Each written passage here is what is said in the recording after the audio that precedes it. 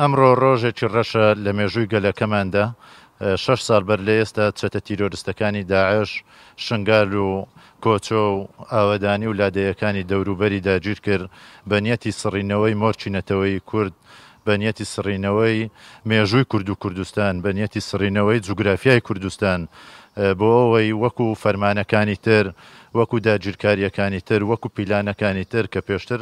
لەسەر گەلەکەمان بوون، لەسەر خوشکبرای یەزیدیەکانمان بوون، جارێکی تر بێن و لە ناومان برن وە کۆتایی بە مێژووی کورد و کوردستان بێنن نەیانزانی ئەوە خەون و خەیاڵە لە پاڕ خەونەکانی تریان کە چەندین جاری تر فەرمانی ئاوا کراوە دژی گەلەکەمان، چەندین جاری تر پیلانی ئاوادا ڕێژراوە دژی گەلەکەمان لە هەر چار پارچەی کوردستان، بەڵام ڕۆژ بە ڕۆژ دۆزی ڕەوای گەلەکەمان بەرەو پێشتر چووە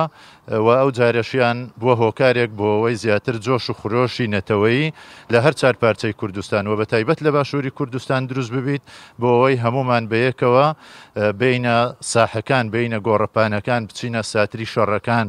بچینە سەنگەری پێشەوە دیفاع لە دۆزی ڕەوای گەلەکەمان، دیفاع لە خوشکبرای یەزیدیەکانمان بکەین و ئێمە ئەمڕۆ وەکو مەڵبەندی شەشی سۆران، جێگرانی مەڵبەند، کارجێڕان، ئەنجومەنی مەڵبەند، کۆمیتەکانی سۆران، خەلیفان،